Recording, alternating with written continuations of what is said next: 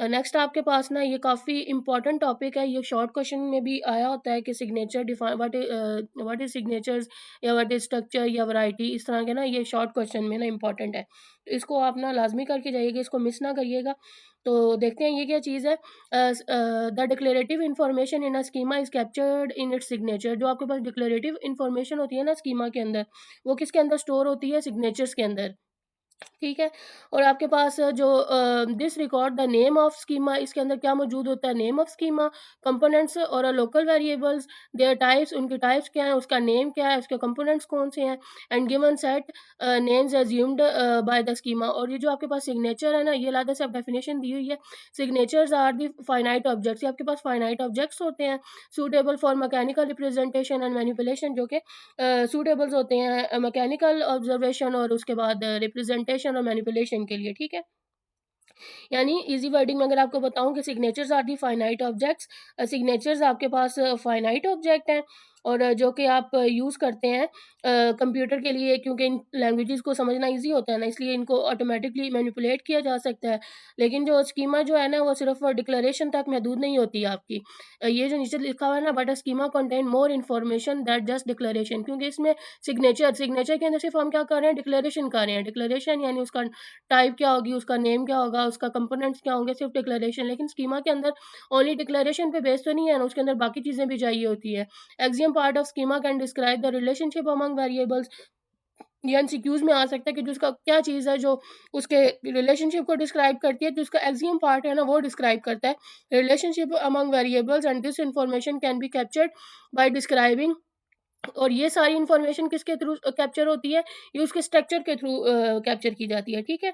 यानी ये जो रिलेशनशिप है, ये उन स्ट्रक्चर से समझी जाती है जो कि एक्सियम्स को सैटिस्फाई करते हैं। जो एक्सियम सैटिस्फाई कर रहा होता है ना उस टाइम पे। यानी एक्सियम पार्ट जो है वो स्कीमास को रिलेशनशिप को डिस्क्राइब करेगा, और ये सारी इन्फॉर्मेशन किसमें स्टोर होगी?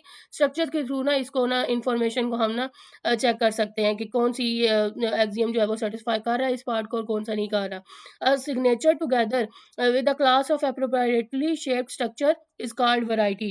यानी जो सिग्नेचर और वैलिड स्ट्रक्चर का जो आपके पास कॉम्बिनेशन होता है ना, उसको हम क्या कहते हैं? वैरायटी कहते हैं। ये बस उन्होंने ना इधर डिस्क्राइब किया है। नेक्स्ट अब अलग-अलग से डेफिनेशन दी हुई है। मेन वैसे वही है, सिग्नेचर पार्ट वही होता है जिसके अंदर हम वेरिएबल का नेम, उसकी टाइप, उसकी जो वेरिएबल है या जो भी है वो सारा उसका ना स्ट्रक्चर हम लोग उसका स्ट्रक्चर कह रही हूँ, उसका जो डेफिनेशन है ना, लाइक वो हम डिफाइन कर देते हैं। Define alphabet given set names, type can build and alphabet variable names and assign type. यानी सारे उसके ना अबाउट डिफाइन कर देते हैं कि क्या-क्या चीज़ें इसके अंदर यूज़ हो रही हैं। द एक्सियम से ये आपने करनी हुई तो कर लीजिएगा, नहीं तो इतना ऐसा इतना इम्पोर्टेंट नहीं है। नेक्स्ट ये simple example of schema A और एक्स वाई यहाँ पे लिया। This has given a set names, ये सबसे पहले नेम्स हैं एक्स और Y, and variables P and Q, और इसके अंदर ये दो हमने वेरिएबल्स लिए हैं। The signature of schema is, तो इसका सिग्नेचर क्या बनेगा? गिवन क्या है हमारे पास? 2 सेट्स हैं, उसके बाद वेरिएबल क्या है हमारे पास? पी और क्यू है, और उसके बाद नेक्स्ट उसकी टाइप क्या है? पी जो है वो हमारे पास एक्स के साथ मैप हो रहा है, ये उसके साथ लिंक था। देन क्यू जो है वो हमारे पास टपल है जिसमें ये दोनों आ रहे हैं, एक्स और वाई, कॉम्बिनेशन ऑफ रोज़ आ रही हैं, ठीक है? नेक्स्ट है स्ट्रक्चर। स्ट्रक्चर क्या डिफाइन कर रहा है? The information below the horizontal line, the axiom part of schema. जो हॉरिजॉन्टल लाइन के बाद नेक्स्ट है वो क्या है हमारे पास? स्कीमा का पार्ट उसका स्टार्ट हो जाता है, सॉरी स्ट्रक्चर का। Is captured by regarding sentence as sentences as determining a class of structure taking the schema as an example। ये यहाँ पे ना उन्होंने स्ट्रक्चर को डिफाइन किया है, जो उसका एक्सियम पार्ट है ना, यानी यहाँ पे वो कह रहे हैं कि एक्सियम पार्ट जो है वो हॉरिजॉन्टल लाइन के नीचे कंडीशंस को डिफाइन करता है, और ये कंडीशन हमें बताती है कि कौन से स्ट्रक्चर वैलिड है। तो है ना, सिर्फ ये सिग्नेचर को फॉलो कर रहा है, लेकिन although it is recorded with the signature fail to satisfy the axiom because the value of P is not the same as the first component of value of Q, ठीक है? ये आपने ना बस ये जो ये वाली डेफिनेशंस है ना, ये अजीब सी हैं। मैं तो कहती हूँ आप ना सिर्फ ये वाली डेफिनेशंस कर लें, ये इजी हैं। तो अगर पेपर में आ गया ना, तो सिर्फ डेफिनेशंस ही आती हैं, ये चीज़ें कोई नहीं आती। तो सिर्फ डेफिनेशंस वहाँ से कर लें तो वो आपका कवर हो जाएगा। The first requirement is the structure, और ये स्ट्रक्चर को उन्होंने दिया है, गेट सेट है, और उसके बाद नेम को उन्होंने मैप किया है डब्ल्यू के साथ, तो फिर उसका वैल्यू उसको नेम को ये डब्ल्यू के साथ, और ये आप ना अगर पढ़ना हुआ तो उसको पढ़ लें। The function struct to give the set of structure consist of with signature. अब ये देखें, सबसे पहले टॉप पे क्या होता है, सिग्नेचर होता है। सिग्नेचर के बाद क्या स्ट्रक्चर बनता है, स्ट्रक्चर के बाद आगे क्या आ गया, वैरायटी। वैरायटी क्या डिफाइन करिए, नवा variety the meaning of schema can be defined as signature, जिसमें हम सिग्नेचर और उसको कंबाइन कर देते हैं स्ट्रक्चर को, तो वो क्या बन जाता है, हमारे पास वैरायटी बन जाती है। यानी ऊपर हमने जैसे डेफिनेशन पढ़ी है। अब ये हमारे पास क्या है, ये टोटल जो है ये हमारे पास क्या बन रहा है, वैरायटी बन रही है, जिसके अंदर सिग्नेचर भी है और स्ट्रक्चर भी है। तो ये क्या बनेगा हमारे पास, variety. The set model will typically be similar than struct signature. और उसके बाद because some structure will fail to satisfy the axiom schema, because some जो हमारे पास कुछ हमारे पास स्ट्रक्चर्स होते हैं ना, वो फेल हो जाते हैं एक्सियम को एक्सियम्स को सेटिस्फाई करने में। और स्कीमा में जी लैंग्वेज में एक्सियम सेटिस्फाई करना यानी प्रॉपर्टीज को सेटिस्फाई करना मस्ट होता है, ठीक है। तो नेक्स्ट देखते हैं। आपके पास जो टॉपिक स्टार्ट हो रहा है वो है notation for the notational semantics. The semantic is based upon the sets rather than Scott domain and this domain bound to complete CPO complete partial orders. यानी ये जो आपके पास डी नोटेशनल सेमेंटिक्स है ना, इसमें हम सेट्स का यूज़ करते हैं, ना कि स्कॉट डोमेन्स का यूज़ करेंगे। और स्कॉट डोमेन्स किस पे बेस कर रही होती है आपकी, ये बाउंड होती है आपकी सीपीयू पे। सीपीयू क्या चीज़ है, कंप्लीट पार्शियल ऑर्डर। और जो डी नोटेशनल इसको इसलिए हम कहते हैं क्योंकि इसका जो स्टाइल है ना, ये किसी भी कंपाउंड फ्रेज का मतलब यानी उसको ना इमीडिएट कॉन्स्टिट्यूशनल पार्ट कॉन्स्टिट्यूएंट्स यानी पार्ट्स में उसको ना डिफाइन करके ना उसको डिफाइन करता है फिर।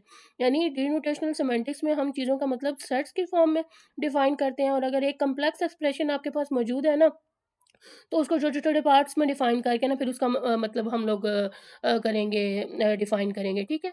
नेक्स्ट आपके पास abstract syntax notation. We adopt the abstract syntax notation of G to allow the constructor with mimics the intent concrete syntax of the object oriented. यानी यहाँ पे वो आपको कह रहे हैं कि हम जो है वो जी नोटेशन को मॉडिफाई करते हैं ताकि कंस्ट्रक्टर्स कंक्रीट सिंटैक्स जैसा दिखे। और नेक्स्ट ये उन्होंने ना थोड़ी सी नीचे ये एग्जांपल्स दी हुई है, तो इसको ना ही करें तो बेहतर है। तो यानी यहाँ वो आपको क्या बता रहे हैं कि आप एब्स्ट्रैक्ट सिंटैक्स का, ये आपके पास बेसिकली मतलब क्या होता है कि हम एक्सप्रेशन का स्ट्रक्चर ट्री जैसा रिप्रेजेंट करते हैं और स्क्वायर ब्रैकेट्स में हम इसको लिखते हैं ताकि चीज़ें क्लियर और रीडेबल आपके पास ना शो हों। तो ये आपको ना उन्होंने बताया हुआ है। यहाँ पे ये स्क्वायर ब्रैकेट्स ये वाली जो शो हो रही हैं बार्स ना, and usual in a denotational semantics, तो ताकि ये क्लियरली रीडेबल हो आपके पास। ये आपके पास साइडों पे ये जो बार्स सी शो हो रही है ना दो, तो ये एब्स्ट्रैक्ट सेमेंटिक्स में है, ठीक है। नेक्स्ट आपके पास आ रहा है स्ट्रॉन्ग इक्वालिटी। ये क्या चीज़ है, अब the second expression in the use of the strong equality is the sign, ये जो इक्वालिटी का साइन है in a defining partial function. यानी आप क्या करते हैं, पार्शियल फंक्शन डिफाइन करते वक्त हम स्ट्रॉन्ग इक्वालिटी का यूज़ करते हैं। अगर हम फंक्शंस की डोमेन एग्जैक्टली किसी एक्सप्रेशन के डोमेन के बराबर रखना चाहते हैं, तो उसको एक्सप्लिसिट एक्सियम के तौर पर ना हम इसको शो करवाएंगे। इक्वालिटी ये तब ट्रू होती है जब दोनों साइड्स आपस में ट्रू होना, तो इसको हम कहेंगे कि इक्वालिटी जो है स्ट्रॉन्ग इक्वालिटी इनके दरमियान पाई जाती है। फॉर एग्जांपल ये जो नीचे लिखा हुआ है ना T1, और इनके दरमियान ये स्ट्रॉन्ग इक्वालिटी है T2 के, यानी दोनों आपस में ये इक्वल्स हैं, तो ये इनके दरमियान क्या पाई जाएगी, स्ट्रॉन्ग इक्वालिटी।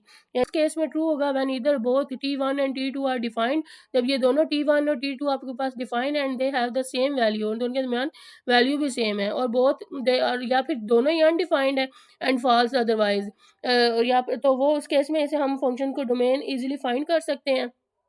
तो बस इक्वालिटी का ना ये वो आपको कह रहे हैं, ठीक है। अदरवाइज़ ये फ़ॉल्स हो जाएगी, तो इन कंडीशंस में अगर ये सैटिस्फाई नहीं कर रही तो यहाँ पे उन्होंने ये इक्वालिटी का दिया हुआ है कि ये जो कंडीशन है और उसके बाद ये कंडीशन इक्वल है इस कंडीशन के, तो ये तब हम इसको ना इक्वल समझेंगे। नेक्स्ट आपके पास generalize mu term. Generalize mu term क्या कहती है, ये the third and final extension to G notation is a generalize form of mu term and which gives something like the effect of let function. कि ये जो generalise mu term की तरह का ना, ये लेट की तरह का एक टेम्परेरी आपके पास वेरिएबल डिफाइन करता है। यानी ये जी नोटेशन का एक एक्सटेंशन होती है जो कि लेट डेफिनेशन जैसा काम कर रही होती है आपके पास। नीचे उन्होंने एग्जांपल दी है, यानी अगर म्यू टर्म में ना x multiply x equal to 16 है, इसका जो सोल्यूशन निकालते हैं तो x इक्वल टू 4 है, और फिर x प्लस 3 का जो वैल्यू है वो 7 है। तो यहाँ मैंने उन्होंने एक अजीब सी यहाँ पे एग्जांपल दी है, तो आपने करनी हुई तो कर लीजिएगा, देख लीजिएगा, ठीक है। ये मैंने नीचे भी ना इसको लिख दिया है। और जनरल अगर मैं इसकी डेफिनेशन बताऊँ तो वो ये है कि जनरलाइज व्यू टर्म ना एक तरह का टेम्परेरी आपके पास वेरिएबल की तरह ये काम कर रहा होता है, डिफाइन करता है, जैसे कि प्रोग्रामिंग लैंग्वेज में ना लेट का जो फंक्शन है ना लोकल वेरिएबल का, वो जैसे काम कर रहा होता है। तो ये बस इधर डिफाइन किया गया है। नेक्स्ट क्या है जी, language of schemas. Language of schemas क्या है? We shall consider the little language of schema in which schemas expression can be combined with operation of conjunction, distinction and projection. ये मोस्ट इंपॉर्टेंट है, ये short question में भी आया हुआ है कि लैंग्वेज ऑफ स्कीमास के अंदर कौन से जो है वो एक्सप्रेशन यूज किए जाते हैं, can be combined with operation, कौन से ऑपरेशन हैं जी? कंजंक्शन, डिस्टिंक्शन और प्रोजेक्शन। तो ये फर्स्ट वाला ये कंजंक्शन है, सेकंड ये जो है ये आपके पास डिस्टिंक्शन है, और ये जो एरो है ना ऊपर की तरह, हाफ एरो की तरह, ये क्या है? ये प्रोजेक्शन है, ठीक है, ये आपने मिक्स नहीं करना। नेक्स्ट चलते हैं, the meaning of schema expression is defined by semantics. ये जिसका मीनिंग है सेमेंटिक्स में किसके थ्रू हम डिफाइन करते हैं? SEXP हमने ऊपर भी पढ़ा था, आई थिंक सो 11 या 12th लेक्चर के अंदर, कि इसको हम कैसे शो करवाते हैं? SEXP के through. The meaning of the conjunction of two schemas, conjunction का क्या, कि दो स्कीमर्स को ना हम लोग is obtained by putting together the varieties corresponding to the two arguments using the auxiliary function combine. यानी कंजंक्शन के जो दो स्कीमर्स को जॉइंट फंक्शन के थ्रू कंबाइन करते हैं, और जो उनके कॉमन वेरिएबल्स को ना फिर हम लोग आइडेंटिफाई करते हैं, जैसे एंड का एक्सप्रेशन था ना हमारा, इस तरह। Next the join signature using the function join. Join का जो सिग्नेचर है वो क्या है? जॉइन का function which identifies the common variable, and class of model is described in term of the function restrict. The model of conjoined schemas are those which satisfy in a certain sense by axioms। तो यहाँ पे ना उन्होंने ये combine का keyword use किया हुआ है, कंबाइन के थ्रू हमने ना यहाँ पे कंजंक्शन यूज़ किया है, कंजंक्शन किया है, ये कंजंक्शन का कीवर्ड है, तो यहाँ पे उन्होंने ना ये उसका सारा प्रोग्राम सा लिखा हुआ है। आगे डिसजंक्शन क्या होता है? The disjunction of two schemas A and B is define in term of an operation disjoin. ये डिसजॉइन करता है जी, डिसजॉइन क्या, दो स्कीमास के डिसजॉइन ऑपरेशन से डिफाइन करते हैं इसको। और ये नेक्स्ट जो है ये the operation, the semantics of schema projection is defined in term of operation projection. Projection का जो हमने सिंबल पढ़ा था वो ये अपवर्ड एरो की तरह था, यहाँ पे अपवर्ड एरो इन्होंने किधर यूज़ किया हुआ है? अपवर्ड एरो ये रहा, हाँ ये वाला जो है ये अपवर्ड एरो यहाँ पे यूज़ हुआ हुआ है, ठीक है। यानी प्रोजेक्शन स्कीमा का जो है ना वो सबसेट सेलेक्ट करते हैं प्रोजेक्शन के अंदर। यानी अगर इजी वर्ड में बताया जाए तो ये जो स्कीमा लैंग्वेज में ना हम स्कीमास को एंड और ये एक सबसेट की फॉर्म में हम लोग कंबाइन कर लेते हैं। हर स्कीमास का जो मतलब है ना सिमेंटिक फंक्शन के थ्रू वैरायटीज़ में ना हम इनका मीनिंग फाइंड करते हैं, ठीक है।